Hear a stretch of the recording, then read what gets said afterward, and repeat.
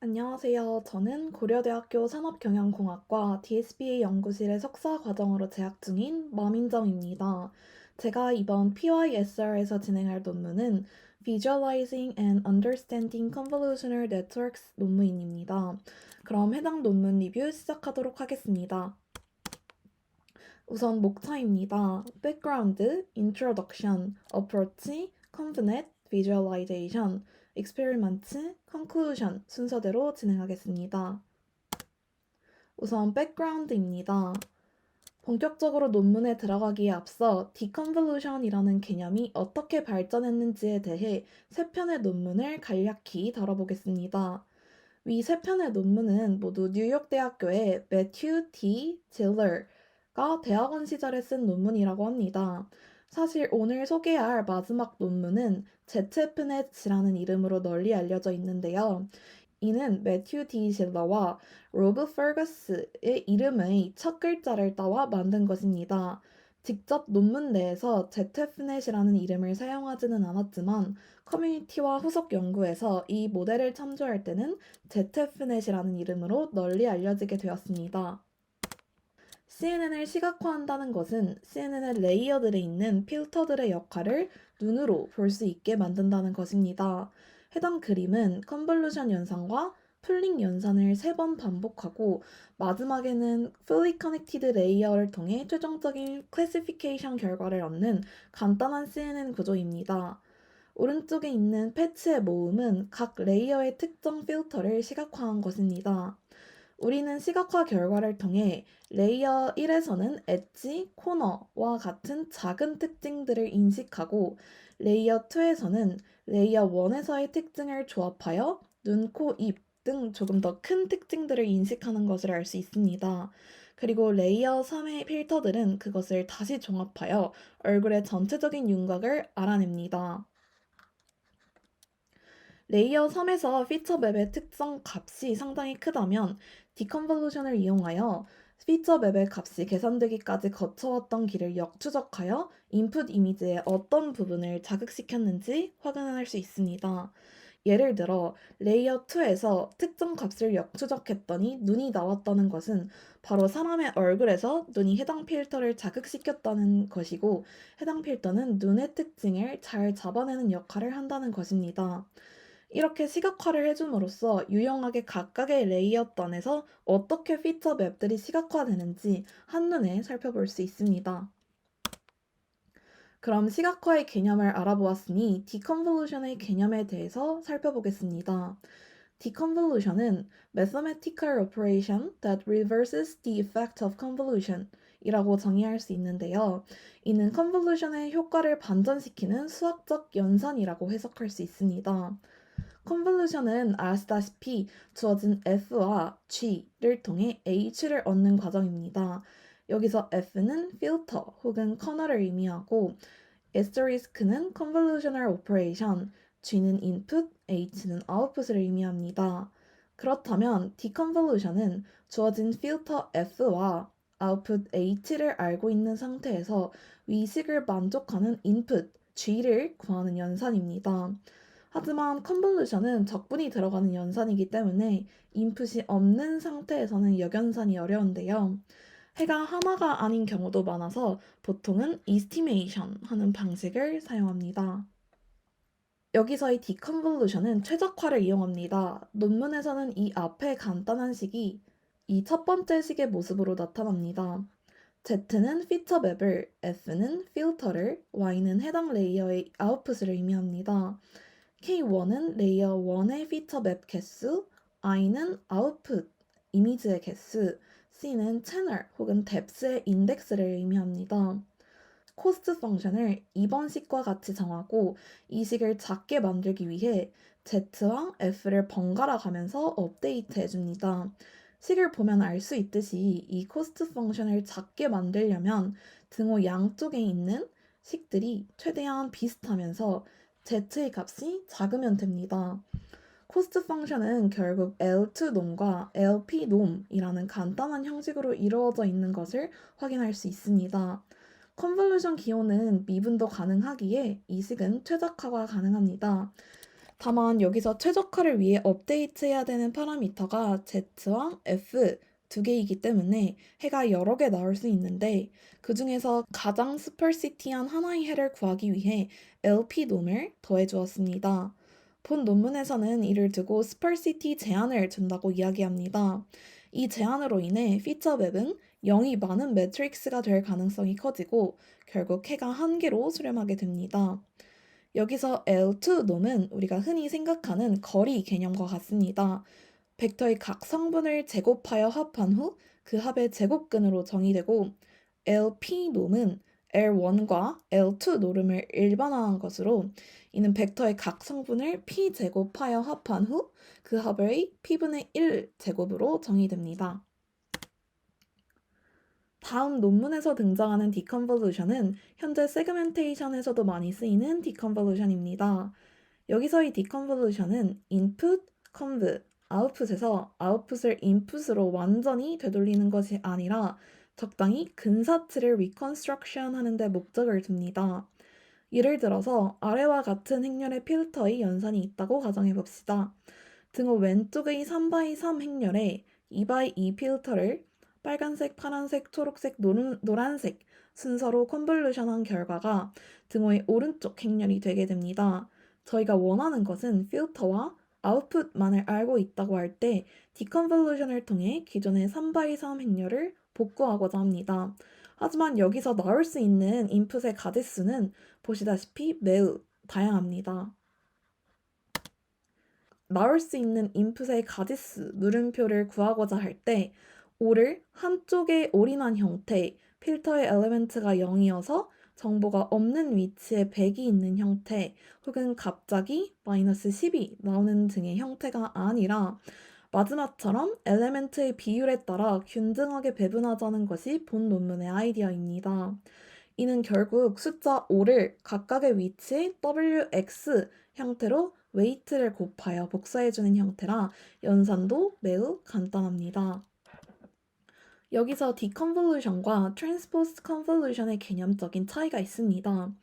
디컨볼루션은 컨볼루션을 연산할 때 사용한 커널과 아웃풋을 알고 있어야 하며 역연산을 통해서 인풋을 근사하는 것이 목적입니다. 주로 피처 맵을 3차원 이미지로 재구성하여 시각화하는 용도로 사용되고요. 액티베이션 펑션을 거쳤기 때문에 활성화된 부분만 시각화하므로 예측의 근거를 찾는 데 주로 활용합니다. 시각화할 때는 이전 컨볼루션 레이어의 커널을 그대로 이용하며 학습이 일어나지 않습니다. 즉, 커널을 업데이트하지 않습니다. 반면 트랜스포스트 컨볼루션은 컨볼루션 레이어와 사용하는 커널을 공유하는 것이 아닌 학습을 통해서 커널을 찾아가는 것이 목적입니다. 주로 GAN, 세그멘테이션 태스크에서 이미지의 공간적인 크기를 증가시키기 위한 목적으로 사용됩니다. 그러므로 트랜스포스트 컨볼루션과 디컨볼루션은 용어를 구분하여 사용하는 것이 맞습니다. 다음은 Introduction입니다. Visualizing and Understanding Convolution Networks는 2013년에 발표된 논문입니다. 많은 Convolution Networks 모델은 이미지넷에서 인상적인 분류 성능을 보이지만 왜 잘 수행되는지, 어떻게 개선할 수 있는지에 대한 명확한 이해가 없습니다. 중간단의 피처 레이어와 분류에 대한 인사이트를 제공하는 새로운 기법을 소개하였습니다. CNN 아키텍처를 구성하는 각각의 중간 레이어부터 최종 클래시파이어까지 입력된 이미지로부터 특징이 어떻게 추출되고 학습이 되어가는지 시각화를 통해 분석하는 방법을 제시합니다. 이는 알렉스넷보다 뛰어난 성능을 보이며 칼텍 101 및 칼텍 256에서 소타를 달성하였습니다. ILS VRC 대회에서 알렉스넷에 이어 우승을 차지하여 후에 ZF넷이라고 명명되었으며 모델 자체의 구조는 알렉스넷과 크게 달라지지 않았습니다. 다음은 컨볼루션 모델의 진화 과정에 대해서 말씀드리겠습니다. 컨볼루션 모델에 대한 관심이 높아진 데에는 몇 가지 요인이 있습니다. 첫 번째, 수백만 개의 라벨링된 샘플들로 구성된 굉장히 큰 규모의 학습 데이터셋 제공이 가능해졌습니다. 또한 강력한 GPU 파워가 제공되어 굉장히 큰 규모의 모델들의 학습이 보급되었습니다. 마지막으로 dropout과 같은 모델을 regularization 하는 좋은 전략들이 연구되었습니다. 하지만 이러한 진전에도 복잡한 모델의 내부 작동과 동작 또는 이런 모델이 어떻게 우수한 성능을 달성하는지에 대한 통찰력은 거의 없었습니다. 저자들은 이것이 없다면 더 나은 모델을 개발하는 것은 시행착오로 이어질 것이라고 하였는데요. 그로 인해 모델의 모든 계층에서 개별 피처 맵을 자극하는 input stimul이를 드러내는 visualization 테크닉을 소개하였습니다. 제일러가 제안한 디컨브넷을 사용하여 피처 액티베이션을 인풋 픽셀 스페이스에 다시 투영시키는 시각화 기법을 제안하였습니다. 필적 분류, 얼굴 탐지와 같은 태스크에서 좋은 성능을 보이며 노브, 사이퍼 10 데이터셋에서 뛰어난 성능을 보였습니다. 다음은 어프로치입니다. 본 논문에서는 Fully Supervised Convnet Models를 사용하였습니다. 이 모델은 컬러 2D 인풋 이미지 XI를 C개의 서로 다른 클래스에 대한 확률 벡터 YI 햇으로 매핑하였습니다. 각각의 레이어는 다음과 같이 4개의 단계로 구성되어 있는데요. 첫 번째는 이전 레이어 출력을 학습된 필터 집합으로 컨볼루션하는 단계입니다. 두 번째는 이를 통해 나온 리스폰스를 rectified linear function, 즉 렐루에 전달을 하는 과정입니다. 세 번째, 네 번째 과정은 옵셔널한데요. 세 번째는 local neighborhoods에 대해서 맥스플링하는 과정, 네 번째는 피처 맵 전반의 리스폰스를 정규화하는 local contrast operation을 하는 과정입니다. 이를 통해 라벨이 붙은 큰 이미지 집합을 사용하여 훈련하고 SGD를 사용하여 크로스 엔트로피 로스를 사용하여 예측값 yi 햇과 실제값 yi를 비교하는 방식을 사용하였습니다. 컨브넷의 작동을 이해하려면 중간계층의 피처 액티비티를 해석해야 하며 이러한 활동을 입력 픽셀 공간에 다시 매핑하여 피처 맵에서 어떤 입력 패턴이 활성화를 유발했는지 보여주는 방법을 제시하였습니다. 컨브넷과 동일한 구성 요소, 필터링, 풀링을 사용하지만 픽셀을 특징의 역으로 매핑하는 대신 그 반대를 수행하는 컨브넷 모델로 생각할 수 있습니다. 즉, 디컨볼루션을 수행하기 위해 기존 컨브, 렐루, 풀링 과정을 반대로 수행한다는 의미입니다. 조금 더 자세히 살펴보겠습니다. 컨브넷을 검사하기 위해 각 레이어에 디컨브넷을 연결하여 이미지 픽셀로 돌아가는 연속적인 경로를 제공하였습니다. 여기서 오른쪽은 컨브넷 레이어를 의미하며 왼쪽은 해당 컨브넷 레이어에 붙어 있는 디컨브넷 레이어의 구조를 그려놓은 것입니다. 시각화 과정은 다음과 같이 4가지 단계로 구성되어 있는데요. 첫 번째로는 입력 이미지가 컨볼루션에 제시되고 레이어 전체에서 특징을 계산하게 됩니다. 두 번째는 주어진 컨볼루션의 액티베이션을 평가하기 위해 레이어의 다른 모든 액티베이션을 0으로 설정하고 피처 맵을 통과하게 함으로써 부착된 디컨브넷 레이어로 전달하게 됩니다. 세 번째는 언플링, 렉티피케이션, 필터링 과정을 거쳐서 선택한 활성화를 일으킨 레이어의 활동을 reconstruction 합니다. 마지막 네 번째는 입력 픽셀 공간에 도달할 때까지 위 과정을 레이어의 개수만큼 반복을 해줍니다. 디컨브넷의 언플링, 렉티피케이션, 필터링 과정을 조금 더 자세히 살펴보겠습니다. 컨브넷에서 맥스플링 연산은 역행렬 계산이 불가능하지만 각 플링 영역 내에서의 최대값의 위치를 스위치 베리어블 집합에 기록하여 대략적인 역행렬을 얻을 수 있습니다. 원래 이 맥스플링은 영역 내에서의 가장 큰 값을 취하고 나머지는 버리는 연산이기 때문에 이에 대한 역으로의 연산은 정보의 소실이 되는데요.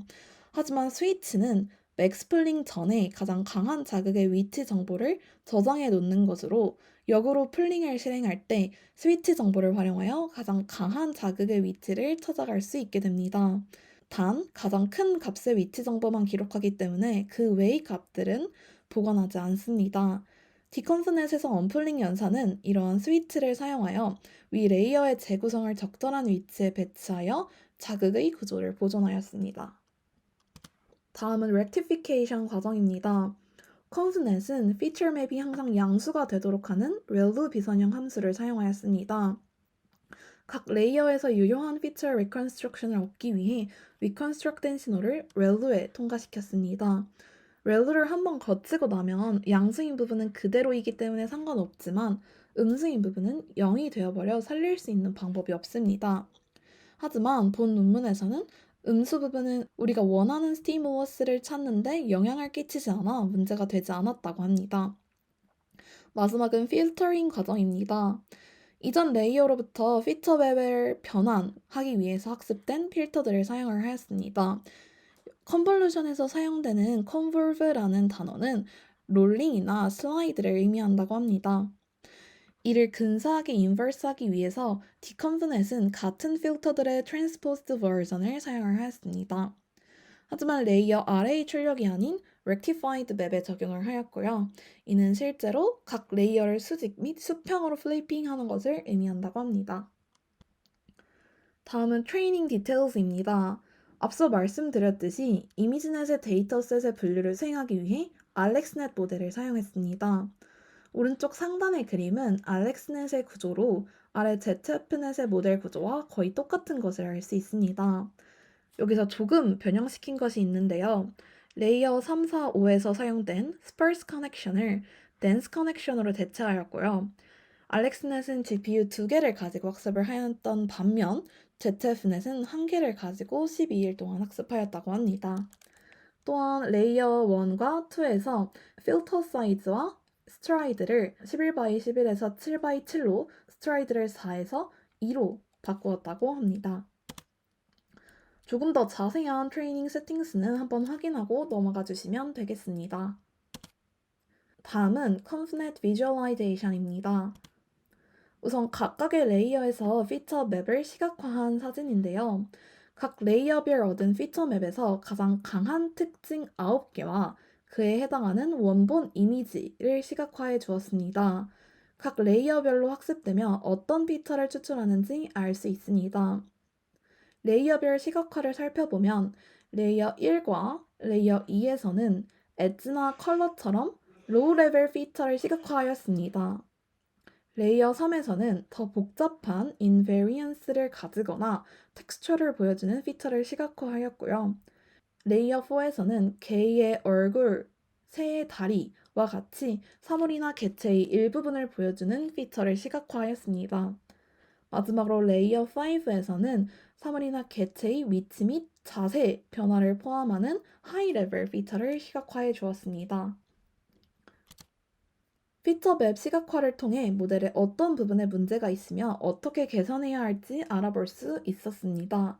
첫 번째 레이어에서 스트라이드 4로 필터링을 진행한 탓에 피처의 얼라이어싱이 발생함을 확인하였는데요. 여기서 얼라이어싱은 다운샘플링이나 플링 시 발생할 수 있는 현상으로 고주파수의 성분이 샘플링 비율로 제대로 표현하지 않아 발생하는 비원래 신호나 패턴의 왜곡을 뜻합니다. 이를 해결하기 위해 기존 모델의 첫 번째 레이어 필터 사이즈를 11x11에서 7x7로 줄이고 스트라이드 역시 2로 줄였습니다. 이를 통해 첫 번째와 두 번째 레이어의 피처가 더 많은 정보를 가질 수 있게 하여 분류 성능을 개선하게 되었고요. 두 번째 레이어에서 시각화한 결과 이가 기존 모델에 비해서 얼라이어싱 없이 클리너한 것을 확인할 수 있었습니다. 다음은 오클루션 실험입니다. 이는 CNN이 어떻게 동작하는지 이해하기 위한 실험으로 인풋 이미지의 특정 부분을 가리면서 클래시파이어가 어떻게 동작하는지 확인하는 실험을 진행하였습니다. 맥락만을 활용하여 분류를 수행하는지 혹은 정확한 물체의 위치를 찾아내어 분류를 수행하는지 확인해 보았고요.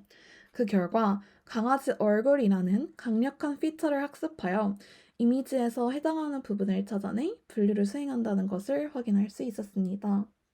해당 부분을 가렸을 때 여러 반응이 일어난다는 점에서 피처의 시각화가 제대로 이루어졌음을 확인하였습니다. 에폭에 대한 실험도 진행해 보았는데요. 레이어가 깊어질수록 피처를 시각화한 결과 학습 에폭이 어느 정도 진행되어야 함을 보여주고 있었습니다. 각각의 피처를 학습하는데 1개에서부터 64번까지 에폭을 수행을 해본 결과 에폭이 커짐에 따라서 특징을 제대로 추출해낸다는 것을 알 수 있었습니다.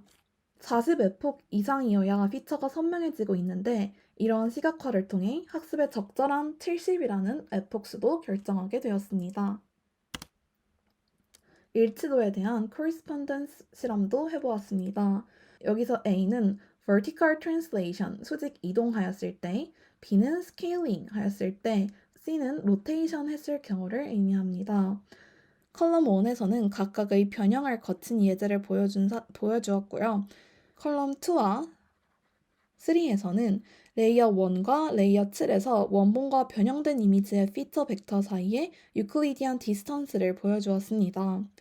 레이어가 낮을 때는 디스턴스가 큰 것을 보아 작은 이미지 변형도 큰 영향을 끼치지만 레이어가 높아짐에 따라 점차 영향이 줄어드는 것을 확인할 수 있습니다.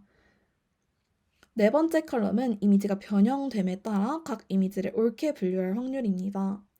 결론적으로 트랜슬레이션과 스케일링과 같은 경우에는 아웃풋에 대한 영향이 존재하지 않았지만 로테이션과 같은 경우 원래 회전에 대해 대칭적인 물체들을 제외하고는 어느 정도의 영향이 존재하였습니다. 다음은 5개의 서로 다른 개 이미지에서 서로 다른 물체 부분의 일치도를 측정한 실험입니다. 컬럼 1은 원본 이미지, 2부터 4까지는 오른쪽 눈, 왼쪽 눈, 코를 가린 이미지, 나머지는 무작위로 가린 이미지를 예시를 보여주고 있는데요. 눈과 코에 대한 낮은 점수는 모델이 레이어 5에서 어떤 형태의 부분 일치도를 설정하고 있음을 보여주었고요. 레이어 7에서는 점수가 더 비슷해지는데 이는 상위 레이어가 서로 다른 품종의 개를 잘 구별했다고 볼 수 있습니다. 다음은 experiments입니다. 이미지넷 2012 데이터셋에서 알렉스넷보다 성능이 1.7% 향상되어 14.8%의 분류 오류율을 기록했습니다. 여기서 별은 이미지넷 2011과 이미지넷 2012 모두에서 훈련된 모델을 의미합니다. 이미지넷 데이터로 학습한 피처를 사용하여 칼텍 101과 256 데이터셋에서도 좋은 성능을 얻었는데요. 해당 피처를 일반화하여 다른 데이터셋에서도 사용할 수 있음을 확인할 수 있었습니다. 다음은 클래스별 훈련 이미지 수에 따른 칼텍 256 클래스의 성능을 보여줍니다. 사전 훈련된 피처 익스트랙터와 함께 클래스별 6개의 훈련 이미지만 사용을 하여서 이 빨간색 그래프 모델의 최고 성능을 능가하고 있습니다. 이미지넷으로 학습된 레이어 수를 다르게 하며 칼텍 데이터에 대해 평가를 진행해 보았습니다. 레이어의 수가 많을수록 더 좋은 성능을 내는 것을 확인할 수 있었고요. 이를 통해 네트워크의 깊이가 깊어질수록 더 강력한 피처를 학습한다는 것을 알 수 있었습니다. 마지막으로 컨클루션입니다. 본 논문에서는 이미지 분류를 위해 Large Convolutional Neural Network 여러 가지 모델들을 탐색하였습니다. 모델 내의 활동을 시각화하는 새로운 방법도 제시하였습니다. 이러한 시각화를 사용하여 모델의 문제를 디버깅하여 더 나은 결과를 얻을 수 있는 방법을 보여주었습니다. 특히 오클루션 실험을 통해 이미지의 로컬 스트럭처에 매우 민감하며 브로드 씬 콘텍스트만 사용하는 것이 아니라는 것을 입증하였습니다. 이미지넷으로 학습된 모델이 다른 데이터에 어떻게 잘 일반화될 수 있는지도 보여주었습니다. 여기까지 논문 리뷰를 마치겠습니다. 감사합니다.